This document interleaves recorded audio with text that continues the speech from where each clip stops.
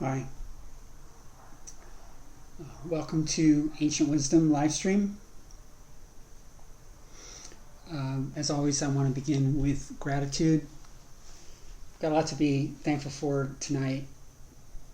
I have a lot to be thankful for tonight. Last few weeks, I've been carrying through on a tradition that I have, which is to teach non-duality during the summer. I've been doing that for a few years in my classes, and a few weeks ago I taught a class on non-duality, and then I taught one on at-one-ment from a kind of gospel, Christian perspective, and then I taught one about awakening from a Dharma, more Buddhist perspective. And my friend Kelly said, you should teach non-duality. Why don't you just teach non-duality every time? And I took that as both support and challenge, and I decided that I probably should do that. And I was talking to my friend Joe Bowles, which I do every week, and Joe was saying, Brock, you basically what he's been saying is you need to get over your self-doubt, and you need to realize that you actually can make things clear and simple and accessible. And I realize that is true. I don't know why I can do that, but for some reason I seem to be able to do that. So I think I should do it, because we are in an unprecedented global mega crisis with environmental and socio-political, cultural, and economic crises simultaneously. Not to mention a pandemic simultaneously. It's maybe it's unprecedented. I'm sure there have been great crises in human history before, I'm sure, but I think this one might be the big one so far, anyways. And it seems to me that awakening is very important. And I have a thing where who am I to speak of this? And there's other voices in my psyche that are saying, what are you waiting for? Like if global mega crisis isn't a good enough reason to get over yourself and just do your job, then I don't know what. So I think my job is to render the ideas and skills of awakening and compassion really clear and simple and accessible. And I've taken that very seriously for a very long time. I think 40 years, really. I've been preparing for this moment, I guess, and it is possible to make awakening accessible. And a lot of people, seem to feel like we shouldn't do that for some reason, but I think those reasons no longer pertain. I think the critical nature of the crisis makes it not only permissible but appropriate and necessary to bring as much of the traditional ideas and bring as many of the traditional ideas and skills about awakening and compassion to the current situation. So I'm committing to do that, and for the foreseeable future, we are going to discuss enlightenment. And I'm really grateful to my friends for supporting me on that journey. Tonight, by the way, thank you so much for being here. I really appreciate your presence and your listening, and I really appreciate knowing that you're probably going to take at least something from this, some idea, some skill from this, and bring it into the world that you live in. And I'm very grateful for that. That means a lot to me. So thank you for your support. Um, Tonight I'm going to focus into identification.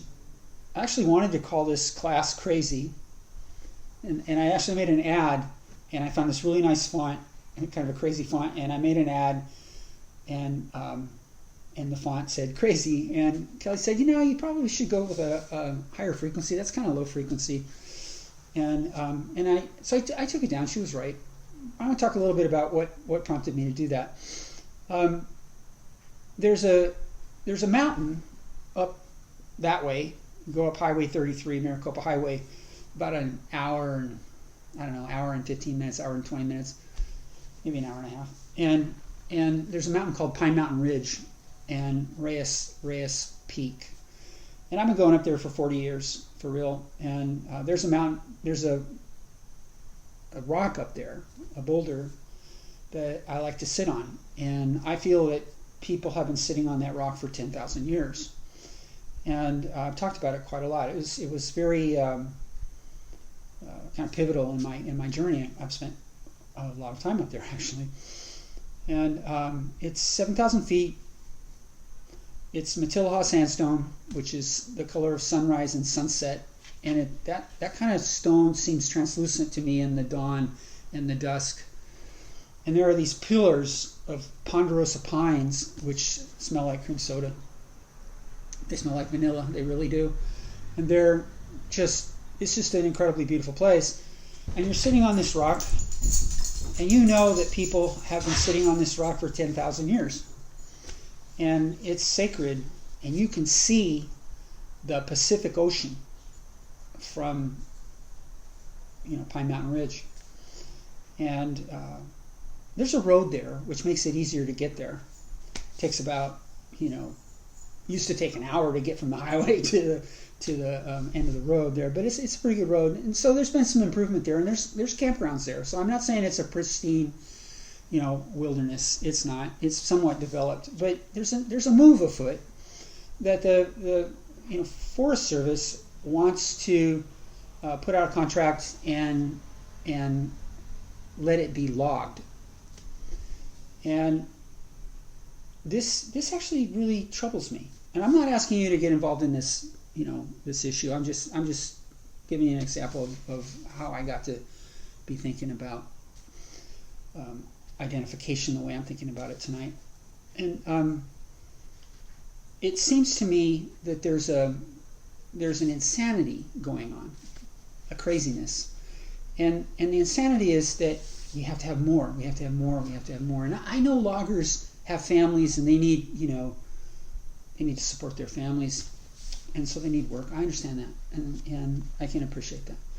On the other hand, there's no other place like that anywhere nearby.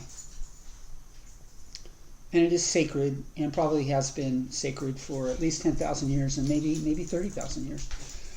And it's irreplaceable.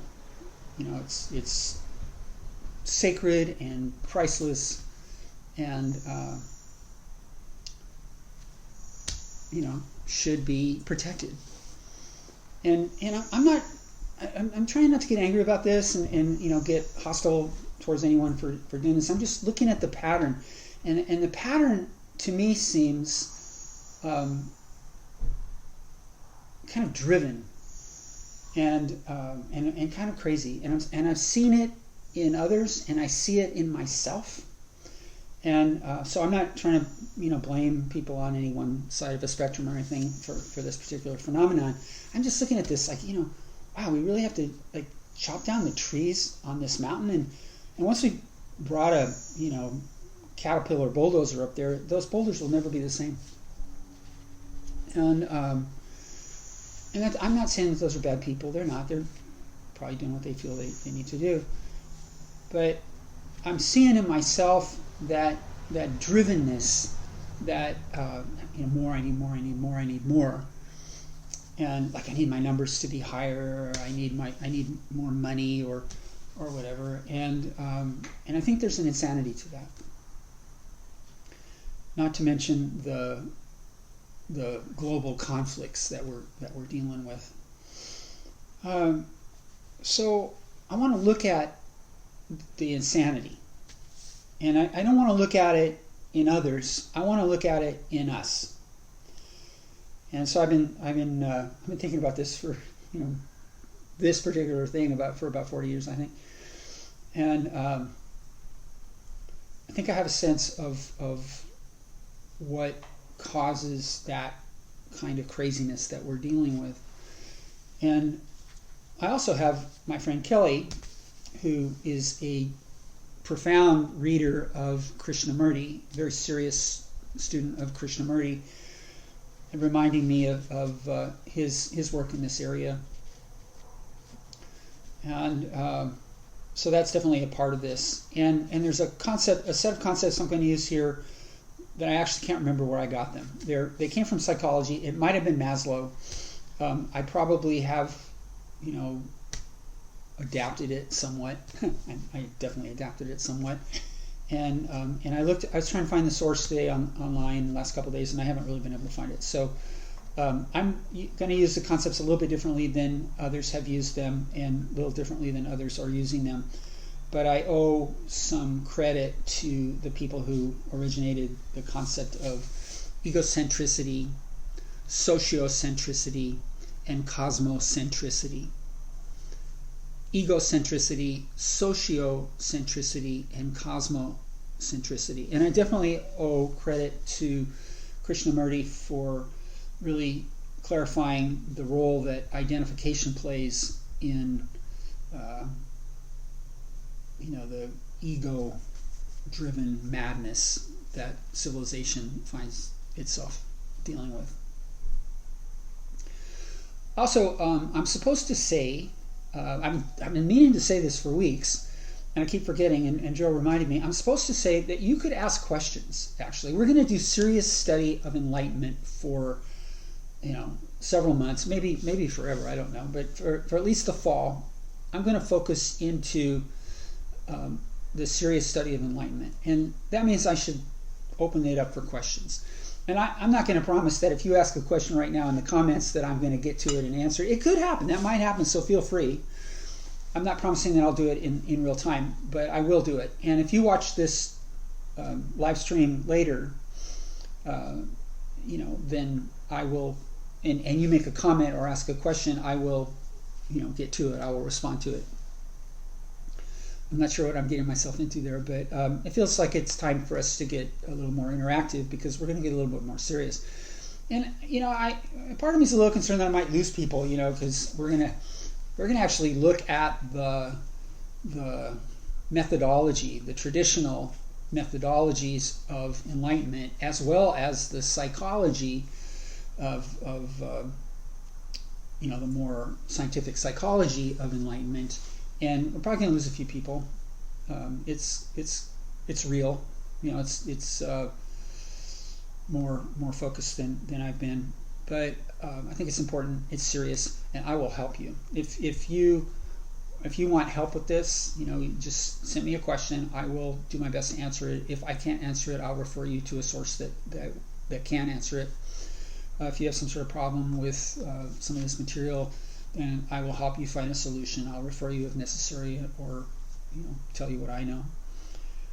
And the reason for that is I think we need to be more skillful about awakening and about compassion. At this critical juncture, when economically, environmentally, culturally, socially, politically, even medically, we are in crisis. We need access to wisdom and kindness now and here. And that is possible. And I think a lot of people are working on this. I'm not the only person that's working on the awakening, but I think my contribution is going to be to render the psychology of it, the science of it, and the traditional methodology of it accessible, generally accessible. And so if you have questions or comments, feel free. I will address them.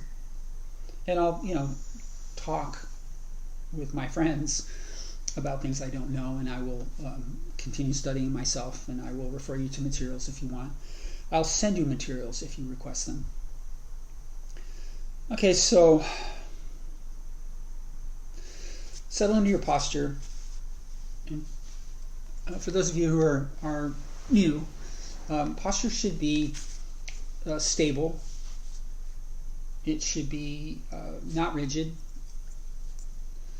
You want to be able to set your body down and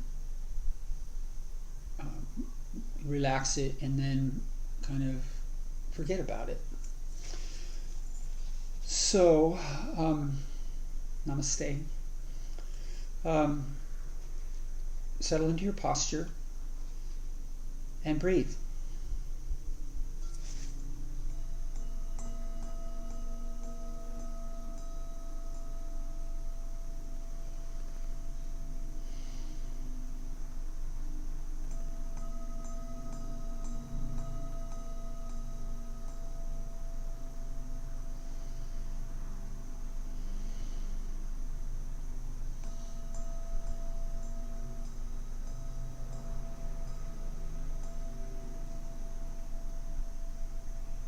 Let awareness fill your body. That's really what we're doing. We're just bringing consciousness. It's already there. We're just awakening consciousness. The consciousness of our body.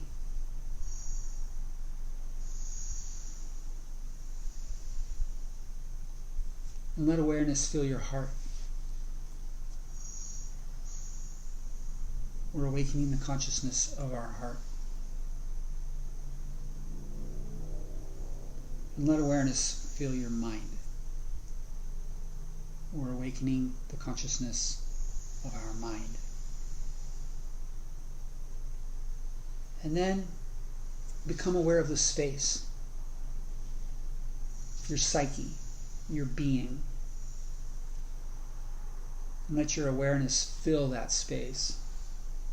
Relax that space and let the awareness enter into it fully. It's already there. You're just becoming conscious of it. Become conscious of your body, your heart, your mind. Become conscious of the space of your whole being. Become conscious of the universe beyond.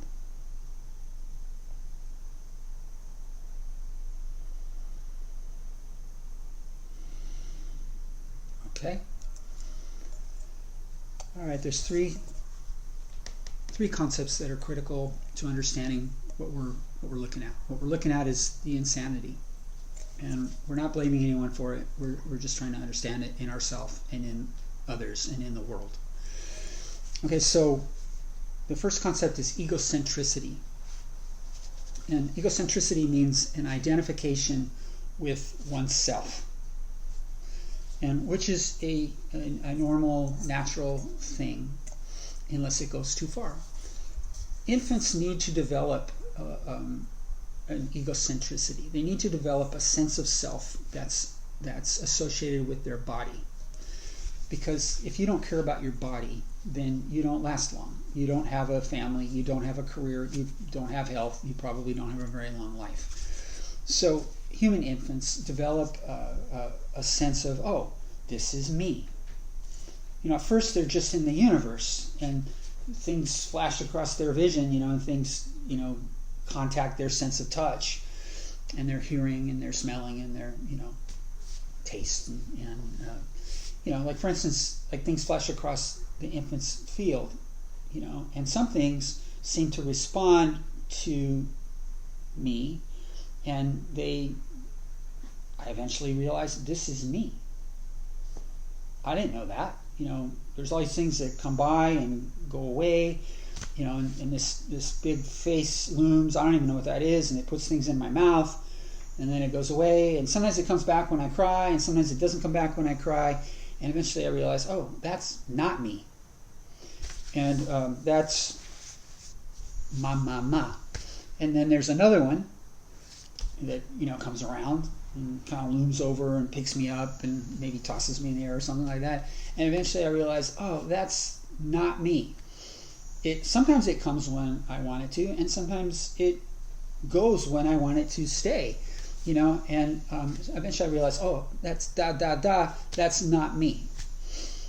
And eventually the human infant, develops a sense of being a being, living in a body, in a world of others. And this is a revolutionary accomplishment. And if you don't get that, then you're going to be profoundly retarded or autistic or demented or psychotic, or you're not going to be able to function as a human being. In order to function as a human being, you need to have a sense of self that is somewhat focused around this body. We need to somewhat identify with the body, and that's egocentrism. Okay?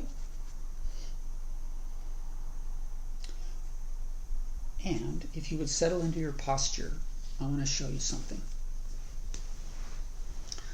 So settle into your posture, take a couple breaths, feel your feelings, watch your thoughts, close your eyes, relax your hands and your jaw,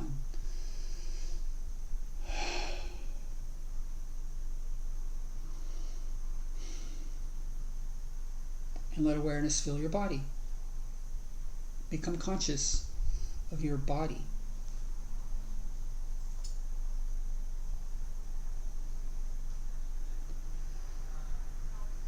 Now, your body is a system of systems of systems of systems.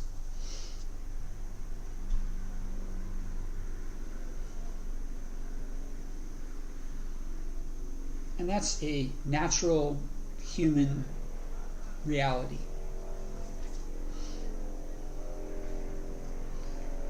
That's not a problem. It doesn't really need solving.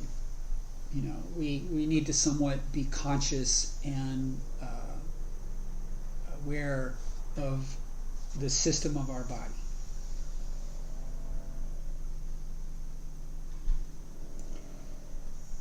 But there's also an image, an imago, I-M-A-G-O. There's an image that forms itself around our body. Like anything you put after the two words I am. Like I am bad. I am good. I am smart. I am dumb. I am pretty. I am ugly. I am a boy. I am a girl. I am loved. I am loathed. And we form this complex. This imago is a complex of impressions and perceptions and opinions about ourself.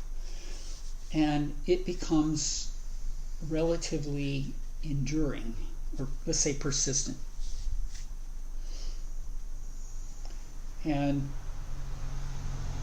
narcissism can be a positive, where I just think I'm the greatest, but narcissism can also be a negative, where I just think I'm nothing, And either way, we're wrapped in an image, and really, it's just a body, and you got feelings and you got thoughts. You're just a person, But we have this image, and it becomes really powerful. It becomes the filter through which we perceive reality, and the filter through which we relate to others. So you're in your posture and you're breathing. Feel your feelings, watch your thoughts, become aware of the space. Okay, become aware of the space. And you know about your ego image. You know those persistent notions about you're not good enough or you're too good or whatever they are, And it can flip from not good enough to too good, in a second. And how crazy that can be. Okay, but look in the space for the self. Like you are a system. a field of energy. You have, bones and muscles and veins and nerves. You have feelings, you have thoughts. Where in the field of all that is the self? And some people are going to say, well, it's in my heart. Okay, but we're not going to find that in an autopsy. We're not going to do the autopsy and find the little self in there. Some people are going to say, well, it's in my head. Again, we're not going to find that in the autopsy. We're going to find blood and nerve and all that, but we're not going to find a little ego person.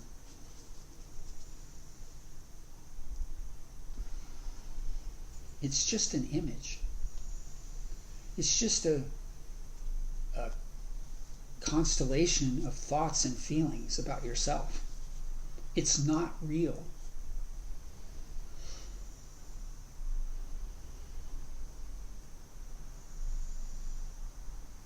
You have to do certain things to protect your systems, to be healthy and to be happy, and that's normal and natural.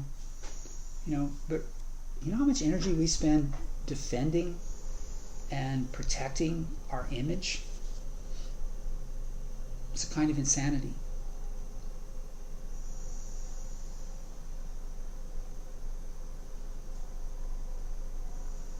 And look for it.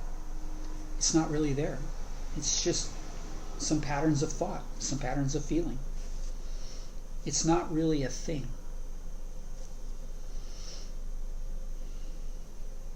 This is the basic insight of the Buddha, that the reason we suffer is because we cling to a self that doesn't exist.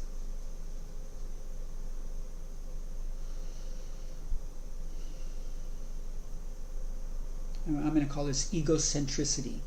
It's a centration around the sense of self, the image of self. It's a focus. Egocentricity. And once again, just become aware of yourself as a field of energy, as a system of atoms and cells and all that, and feel your whole energy. Let yourself have a sense of your whole energy and your presence and all that, and where in there is the little self? Well, I predict that with practice you'll realize you don't have that. You won't find it. And we know that the autopsy never finds the little person that's in there, supposed to be in there. It's not a real thing. And yet we are obsessed with it, defending it, and promoting it. And God, I need more and more. I need bigger numbers. I need more money. It's an insanity. That's egocentrism. Okay, you can open your eyes. Now, I'm going to say something a little bit controversial, and I don't need anybody to agree with this, but I'm going to say that up to a point, egocentrism fulfills a purpose. And there may be a point coming where we don't need it anymore, but people benefit somewhat by having a sense of self to organize their life around. Like I have my house. I have my friends. I have my work, and you have yours, and that's useful, unless it goes too far. I can already tell some people are going to argue with me about this. That's okay. We'll work that out. But where it goes too far is where I start to think it's real, where we start to believe in the image, to the point where, like for me, it has to do with, okay, I'm a man, I'm supposed to be smart. I'm supposed to be strong. I'm supposed to be a professional, and I'm supposed to be an American. All of which is, partly true, but not entirely true. Like, it's not solidly real, So the identification that I like myself for this, I hate myself for that, none of that's really, that is not useful. So, and my sense is that there is a radical viewpoint in which there's just no need for any sense of ego at all. I agree with that, actually. But you can see how it can get crazy, and crazy means broken. And it's not a politically correct term, and I use it only because I'm really qualified to use it. I have been there, and I have treated people for mental illness, and I have been treated for mental illness, and I know what it feels like to have your mind go one way and your heart go one way. Like, your mind is scattered and your heart is broken and you can't sleep and you can't eat. And I know that place. I've known it very well. And I know anxiety and I know depression. And I'm saying that part of that insanity comes from a sense of, here's my being. And somewhere in that being, somewhere in the field of my being, there's a little Brock. And he's really important. Matter of fact, he's the most important entity in the universe. That is madness. And it's not even real. Yes, there is a field of my being. That is real. The little imago, the little ego image of Brock, the permanent separate entity, not real, not solid, not real. So identifying with it is gonna make you insane, and I'm gonna say that is the foundation of the problem that we are experiencing at this point in the human narrative.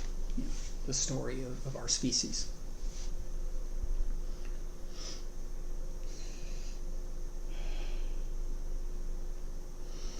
So there's more to it. If a healthy infant develops a sense of self and they realize, that's my mom, that's my dad, that's my brother, that's my sister, this is my neighborhood, my school, my church, or my temple. This is, my community.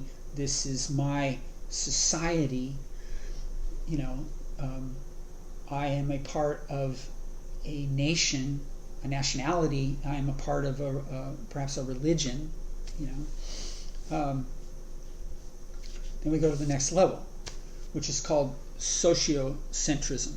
And I'm using this a little bit differently than it's being used nowadays, but I'll stand by it. All right, so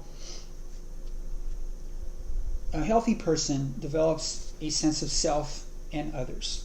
And that's kind of important because, this is my toy, that's Sissy's toy. Mom can say, well, I want you to share your toy with Sissy, and I'm wait a minute, this is mine. And eventually I might learn, I could share with Sissy. She could share her toy with me, I could share my toy with her, we could play together, we could become, more functional socially. And then I have to go to school, and then I have to be part of a community, and then eventually I have to be part of society. And in order to do that, I need to be able to relax on the egocentrism a little bit and become a little bit more sociocentric. Like, relax on the sense of, I'm Brock, I'm really important, and just enough that I can deal with, that's another person, and they are also important. And that part's not insane. That's actually really healthy. People have enough of sense of self that they can sustain a persistent commitment to certain others and ideals. Like I can make a promise to a friend, I'll see you on Monday at 11 o'clock, and I'll actually be there. Because I made the promise. Maybe I made the promise a couple of weeks ago, but I'll remember it for the most part, and I'll be there. And my friend will probably be there too, because they also made the commitment, and we're going to be there because we both believe in Monday at 11 o'clock. Like the people that lived here 10,000 years ago, they didn't know anything about Monday or 11 o'clock. That's a social construct. That's a cultural notion. Monday, 11 o'clock. For instance, you're here. It's Monday, 6:30. You're here because you and I share that. We have a social reality that we share, a consensus reality. And that's functional. That's useful enough. Where it starts to get insane is where we over-identify or hyper-identify with social constructs such as nationality and religiosity. Like if I bring my egotism, if I bring my egocentricity to this process, and in the course of my becoming committed to being an American, or my becoming committed to being, let's say, a Christian, then I bring my egocentricity to that, and then it becomes really solidified. Then we have a problem. Like, let's say my ego image is, anchored, rooted, stuck in the sense of nationality or religiosity. And it's very, very important to me, like crazy important to me, to be an American or a Christian, to the point where I cannot abide Chinese or Buddhists. You see the problem? Or let's say I identify with being on the right or the left, to the point where my ego is tied to it, and I cannot abide people on the other side of the spectrum, and I have to hate them. You can see where the madness begins to come into our world. Tribalism is still with us. And maybe at one point tribalism serves some sort of function where, this is our territory, we hunt here, we gather here, and we really can't have other people, just randomly coming in here without some sort of conversation. And but then it gets a little crazy, right? Because we catch somebody from another tribe and we have to, do bad things. There's good things we could do. We could meet each other and we could talk. If we're not hyper obsessively identified with our nationality or our religiosity, then there can be a conversation, there can be dialogue, and we can make functional decisions together. But you can see that this has kind of gotten out of hand. A couple things have happened. One is people who never made it out of the infantile egocentrism, people who are who remain narcissistic beyond infancy, and can't really relate to others as others. They can only relate to others as objects. Such people have arisen in civilization, and what's weird is they tend to become very successful. Not all of them, but some of them tend to rise to the top, and they become the head of the country or the head of the company, and this is an insanity. For some reason, we let that happen. We support these people. We follow them. We give them our power. We need to wake up from that. Another thing that happens is we have identified ourselves with our status, our gender, our religiosity, our nationality, and this is a real issue. All right, so I'm going to ask you again to settle into your posture.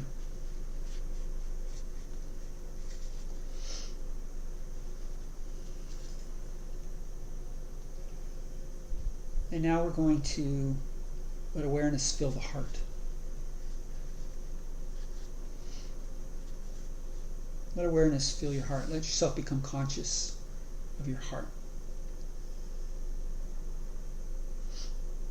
And let yourself remember the things and the beings that you love. We've made decisions to love. We made decisions to love our family, our friends, maybe our neighbors, maybe our fellow religionists. Maybe we've made decisions to love our country, the founder of our faith. I'm not attacking these things. I'm not saying they're bad. Love is not bad. Love is good. But become aware of those things, like family, community, society, religion, nationality, commitments you've made, allegiances that you've made. Become aware of them as important life choices. I'm not challenging them. We're not attacking them. They're not the enemy. This is sociocentricity.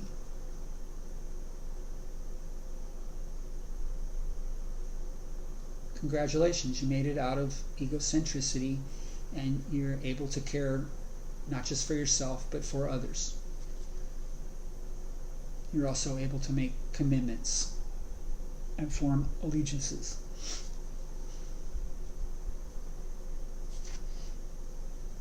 Not the enemy, not a bad thing.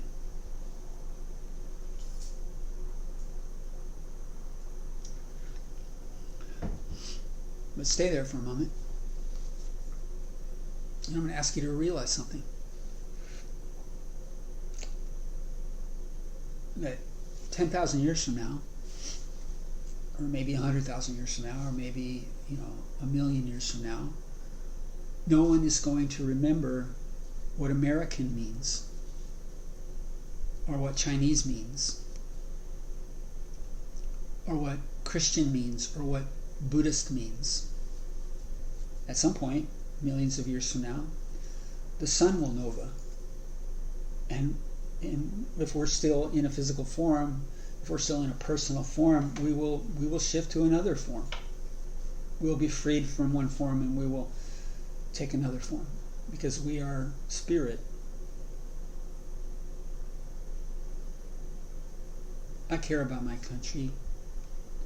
I care about all the religions. I'm not attacking nationality or religiosity. I'm just reminding us that they are transitory. One day no one will remember what gospel means or what dharma means.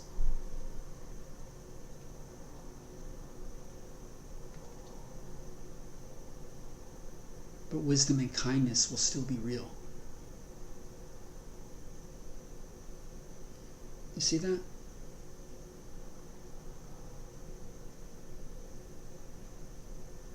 I intend to be faithful to my allegiances, but I also want to remember that some of them, although very persistent, are transitory, and that there are things that are spiritual and enduring, like wisdom and kindness, like honor and respect, like liberty and justice.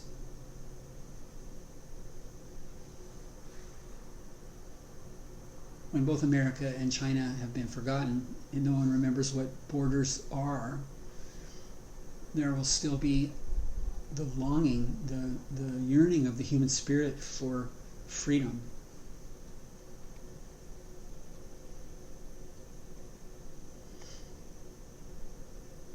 You see? So it's not that we have to, undo those commitments to nationality and religiosity. We just have to be aware of what they are.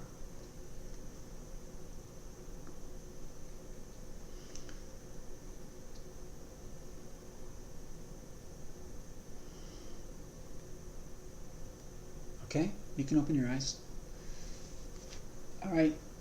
My sense is that the madness begins, the craziness, the insanity begins when someone brings their egocentrism into the sociocentric dimension, the sociocentric aspect of life. Like when someone is so identified with their perspective, their religious or political perspective, that they cannot relate to others who don't share that same perspective. So I'm realizing that I have no clock. My camera is my clock, and Kelly's not here because she had to work late, and so maybe somebody could tell me what time it is. Maybe somebody could say that in a little comment, like what time it is. I'd be grateful. And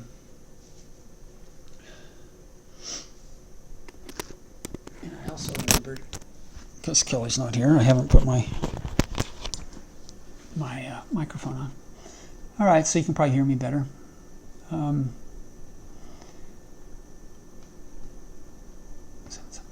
So I have, thank you, Chris. It's 7:17. It's about 15 more minutes. So what we're going to do is we're going to talk a little bit about cosmocentrism, which is the next phase for our species, that we become identified with all things and all beings. This doesn't mean we're going to lose our ability to identify with ourself and with our group.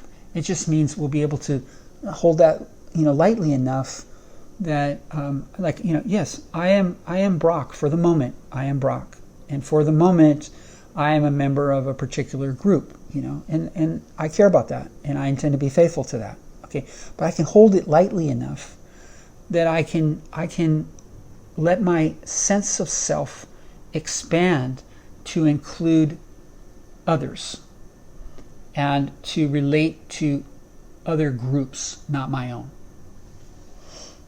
Can you see how priceless that would be for our species at this point? The ability to do that, to let your sense of self expand to embrace others, other people, other cultures, other points of view, other realities. There's a lot of realities going on this planet, and if I can't abide them, I can't even let myself think about them, because they're so alien and foreign, and I can't stand anything that's alien or foreign. I really got a problem. So the next phase, and this is an awakening.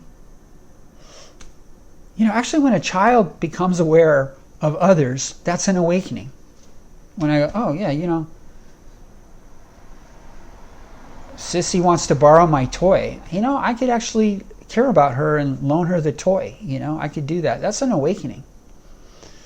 Okay, when the addict goes, oh, others, wow, that's a spiritual awakening. The next awakening for us is that we're going to be able to hold our self and our group with a little more lightly, a little more easily, and be able to embrace all things and all beings. This is cosmocentricity. And some things do not come from the ego, and they don't come from the nation, and they don't come from the religion. They come from the universe. And in order to be able to apprehend those things, to comprehend those things, I need to be able to expand my sense of self beyond Brock and beyond Americanism or professionalism, whatever it is, and this is the next phase, and this is important. So if you would settle into your posture.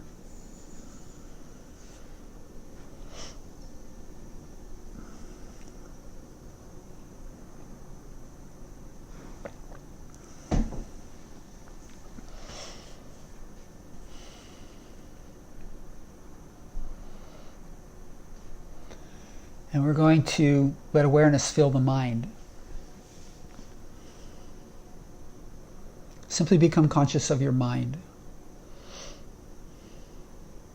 The awareness is already there. We're just becoming conscious of it. Or I could say the consciousness is already there, but we're becoming aware of it. So become aware of your mind. And if you let yourself, you realize that my mind is vastly beyond my thoughts. That the thinking is just a very small part of mind. Like mind can see. Mind can not just think, but see. And it can see into the nature of all things and into the nature of all beings. And we're going to talk more about that as we go in the next weeks. But just for the moment, become aware of your mind as a field of light, a field of mental energy. And yeah, there's thoughts, but the thoughts are just, patterns. Some of them are right, some of them are wrong. Well, let's say some of them are wise and some of them are crazy, They're just thoughts. Yeah, I don't hate thought. I don't think thought is the enemy. But if I'm obsessively attached to thought, like the thought of myself or the thought of my group, then I'm kind of trapped. So I'm asking you to let your mind see or sense beyond those very persistent habitual thoughts of self and thoughts of group and all that. And just let your mind become aware of your mind as a field of light, as a field of mental energy.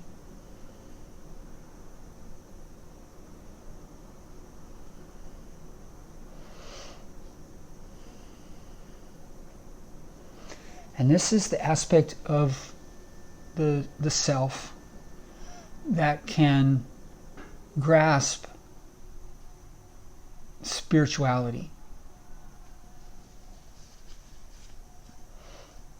Like light can see light. Like your mind can grasp liberty and justice and honor and respect and wisdom and kindness. Those things aren't Buddhist or Christian or Chinese or American. They're universal. They're humanitarian. They're rooted in the cosmos and they bloom in the psyche.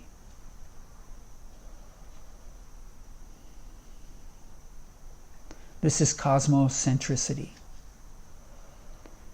That my mind is open to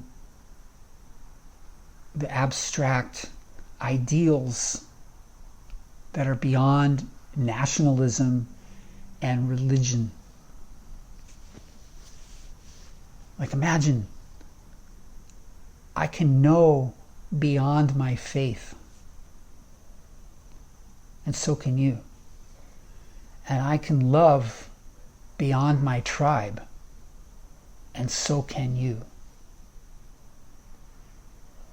Because I know that after this body is gone and these, all the allegiances and commitments are gone, and even my opinions and my preferences and my beliefs and even my philosophy, when those things are gone, some things will still be real. Like light and love. These are universal. They are accessible through cosmocentricity.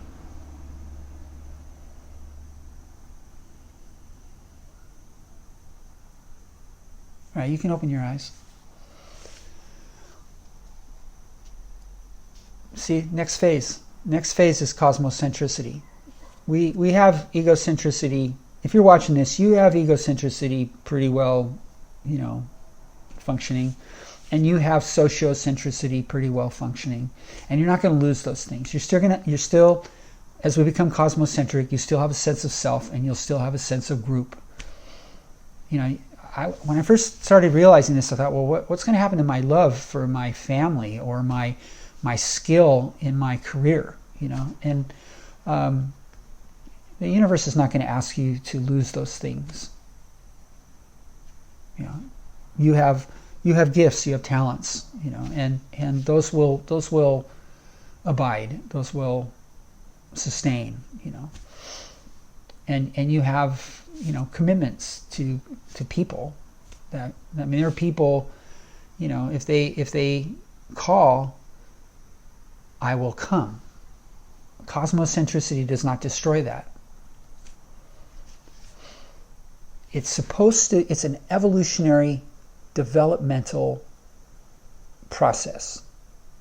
Like, human beings are supposed to have egocentricity to a point, but then they're supposed to be able to let go of that a bit and have sociocentricity, which is good to a point.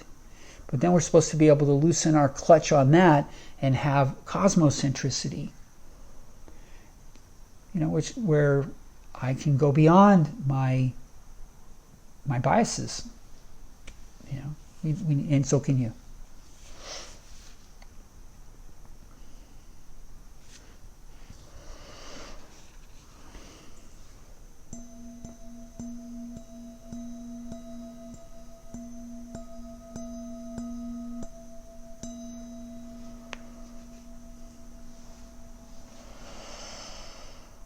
Well, we're probably coming close to the end. I'm very grateful for your presence and your listening and your support. In the weeks to come, we are going to do a serious study of enlightenment. This is just the beginning. There's much more to come. And the way I was trained is training is tell, show, do. If you tell people stuff, that doesn't mean the training is successful. You have to show them, and it's only successful when they can do it.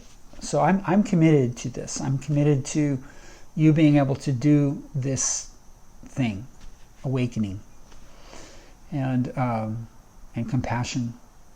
And if you didn't have that capacity, you wouldn't be here. And we can all do better. I'm not a perfect master of this. I'm not claiming to be a perfect master of it. I don't even really know what that means. But I'm a serious student of it, and I am committing to teaching it. And so I want to leave you with this. Awakening is compassion. Compassion is awakening.